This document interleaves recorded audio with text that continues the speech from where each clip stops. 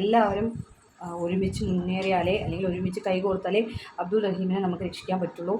ഒരു നിരപരാധിയും ശിക്ഷിക്കപ്പെടരുത് എന്നുള്ള ആ ഒരു നിയമം അല്ലെങ്കിൽ ആ ഒരു കാര്യം നമ്മളെല്ലാവരും മനസ്സിൽ കൊണ്ട് നടക്കണം. എല്ലാവരും അബ്ദുൾ റഹീമിന് വേണ്ടി സഹായിക്കുക.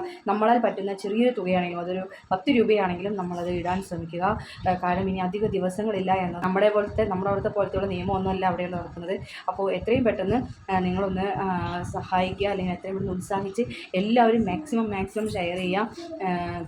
എങ്ങനെയെങ്കിലും അദ്ദേഹത്തിനെ ആ ഉമ്മാൻ്റെ കണ്ണുനീര് തുടച്ച് ആ ഉമ്മാൻ്റെ അടുത്തേക്ക് നമ്മൾ എത്തിക്കണം. എല്ലാവരും എന്താ പറയുക, സഹായത്തിൻ്റെ മനസ്സോടെ ചിന്തിക്കുക, അല്ലാതെ വർഗീയതയോടുള്ള മനസ്സോടെ ചിന്തിക്കരുത്. ഇപ്പം ബോച്ചെ ഇറങ്ങിയിട്ടുണ്ട് എന്ന് പറഞ്ഞു. ബോച്ചെ ഇതിൻ്റെ ഇടയിൽ കൂടെ ഞാൻ പറയണ ബോച്ചെ എന്ന ഒരു വ്യക്തിയെ ഞാൻ വിചാരിച്ചത് പണത്തിന് മൂല്യം കൂടുതലുള്ള ഒരു വ്യക്തിയാണ്. പണത്തിൻ്റെ മൂല്യം കൂടുതലുള്ള വ്യക്തിയും അതുപോലെ ഒരു കോടീശ്വരനും കൂടിയാണ്. പക്ഷേ അദ്ദേഹം യാചനയ്ക്കായിട്ട് അല്ലെങ്കിൽ ഒരു ജീവൻ രക്ഷിക്കാനായിട്ട് നമ്മുടെ അടുത്ത് എല്ലായിടത്തും വന്ന് യാചിക്കുകയാണ്. അദ്ദേഹത്തിനാൽ കഴിയുന്ന 1 കോടി രൂപയും കൊടുത്തു. എന്നിട്ടും തികയാതെ വരികയാണെങ്കിൽ അദ്ദേഹം വലിയൊരു രീതിയിൽ അദ്ദേഹത്തിൻ്റെ ബിസിനസ്സിൽ നിന്നുള്ള വരുമാനവും അതുപോലെ തന്നെ അതിൻ്റെ എന്താ പറയുക, ലാഭമാണെങ്കിലും മുതലാണെങ്കിലും അത് കൊടുക്കുമെന്നാണ് അദ്ദേഹം പറഞ്ഞത്. അപ്പോൾ നമ്മൾക്ക് പറ്റാവുന്ന രീതിയിൽ നമ്മൾ സഹായം കൊടുക്കുക, മടിച്ചു നിൽക്കരുത്.